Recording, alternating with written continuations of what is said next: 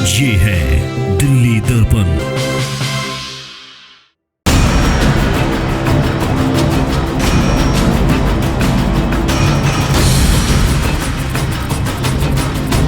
उत्तरी दक्षिणी और पूर्वी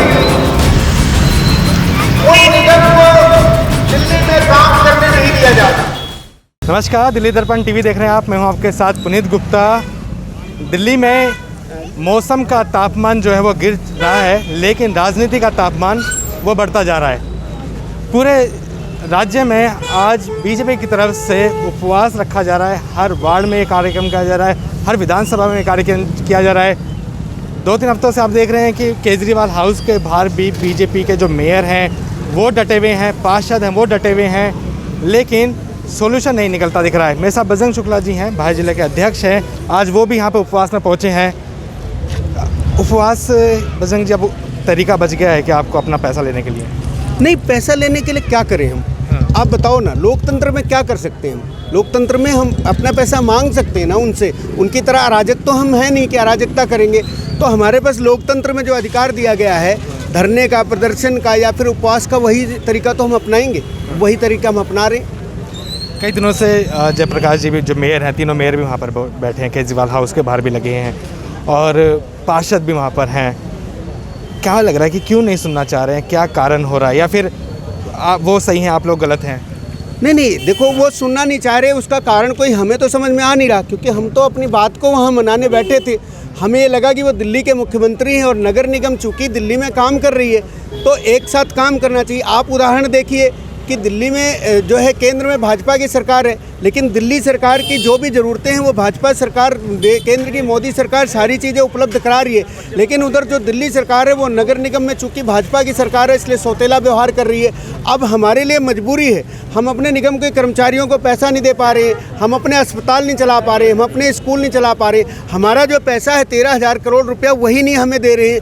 हम क्या करेंगे? हमें हमारे साथ मजबूरी हो गई। हमारे मेयर, हमारे निगम पार्षद काम नहीं करने पा रहे, उनके पास कर्मचारी हड़ताल पे जाने को तैयार बैठे। तो केजरीवाल जी को ये लगता है कि निगम में चूंकि भाजपा की सरकार है, अगर जो है निगम का पैसा नहीं देंगे तो निगम के कर्मचारी काम नहीं करेंगे, हड़ताल पे जाएंगे तो भाजपा बदनाम होगी और अगली बार हम जो है निगम में आ जाएंगे। उनका केवल राजनीतिक स्टंट है, राजनीतिक फायदे के लिए वो जनता को परेशान कर रही है।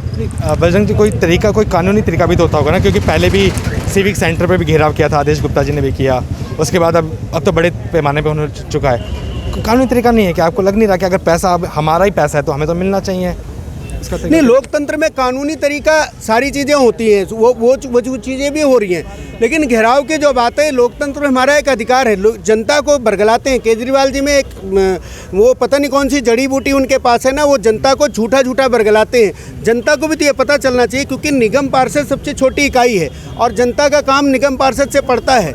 अब चूंकि जनता को भी नहीं पता चलता कि केजरीवाल रोज नए बहाने बनाते हैं, तो हमें ये भी है ना कि हम उनसे पैसा भी मांग रहे हैं, लोगों को बता रहे हैं कि लोगों की मदद मुझे मिले, लोग हमारे साथ खड़े हों। जिस दिल्ली की जनता ने केजरीवाल को मुख्यमंत्री बनाया वो जनता ये देखे कि किस तरीके से निगम के साथ सौतेला व्यवहार कर रहे हैं, हमारा पैसा नहीं दे रहे।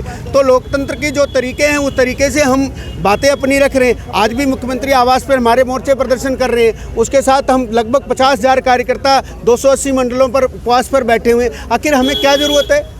आप 7 घंटा 8 घंटा हम बिना जल और पान के, ये महिलाएं देखिए, आप बच्चे देखिए, जो है कार्यकर्ता बैठे हुए, क्यों बैठेंगे? हम भी अपने घरों में आराम से रहते, लेकिन मजबूर हैं हम। हमें मजबूर कर दिया केजरीवाल जी ने ये करने के लिए। 250 करोड़ का घोटाला वो भी बता रहे हैं, दिल्ली सरकार भी बता रही है कि बीजेपी में हुआ है, साउथ एमसीडी, नॉर्थ एमसीडी का। ये तो उल्टा चोर कोतवाल को डांटे। हमने 13,000 करोड़ की बात उठाई है, अब वो 13,000 करोड़ का जवाब तो दे नहीं पा रहे, अब उल्टा दूसरी बात करें तो केजरीवाल जी के बारे में जग जाहिर है कि अपनी वो काम करना नहीं है, दूसरे के काम में हस्तक्षेप करना है। ये तो मिथ्या आरोप लगाए जा रहे हैं। जांच करवा लें केजरीवाल जी, अगर उनको सीएजी है उनके पास जांच करवा लें। जनता एक चीज़ और जानना चाह रही है कि 13,000 करोड़ का फिगर है क्या, कहाँ से आया है, बकाया है, लेना था, सैलरी का है, कहाँ से 13,000 करोड़? 13,000 करोड़ रुपया वो पैसा है जो हमारे को ये साल दर साल जो है रोकते रहे। हमारा जो पैसा हमें मिलना चाहिए तो मिलता नहीं है। वो एक साल का हमारा बजट 65,000 करोड़ रुपए का है और कुल मिला के 13,000 करोड़ रुपए इन्होंने मेरे को देने, सब में 20% हो गया। 20% हमारे पास पैसा, ये हमारा पैसा है। हमारा पैसा जो दिल्ली सरकार को हमें देना चाहिए वो नहीं दे रही है, यही पैसा हम मांग रहे हैं अपना।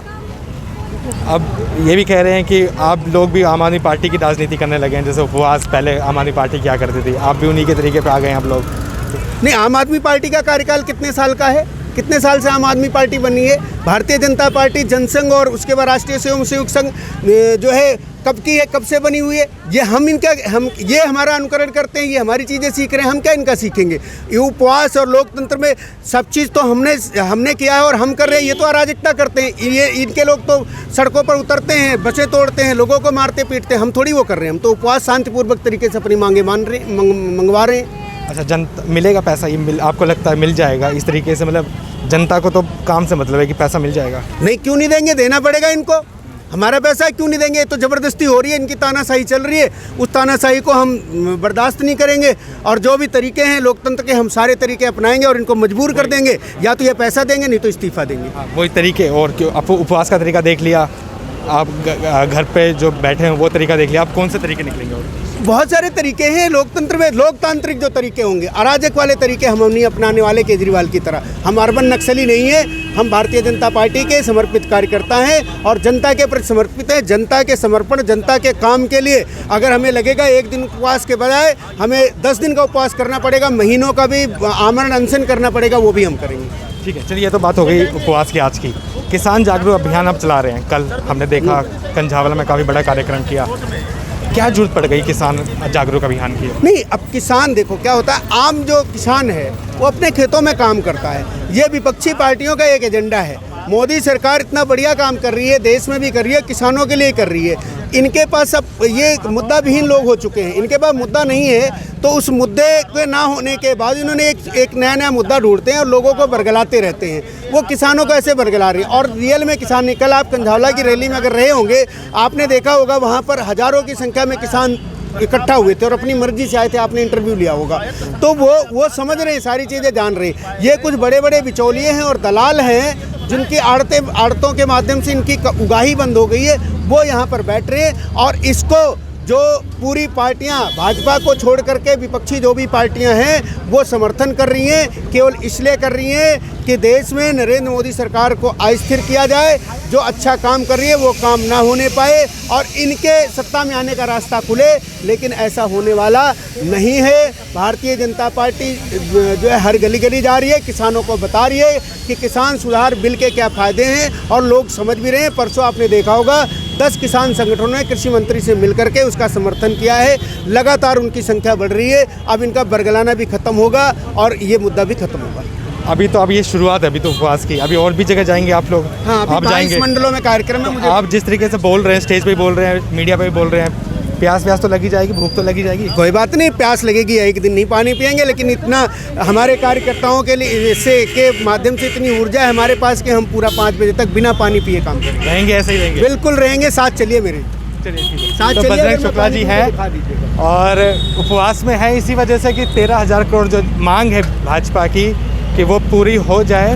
हालांकि दिल्ली सरकार अपनी बातें रखती हैं और भी कई सारी चीज़ दिखाते हैं कि 250 करोड़ का जो है वो भी कहीं पे घोटाला हुआ है या फिर जो हुआ है। अब देखते हैं, पूरे और भी जगह जाएंगे और भी देखेंगे कि भाजपा के कार्यक्रम किस तरीके से ये चल रहे हैं।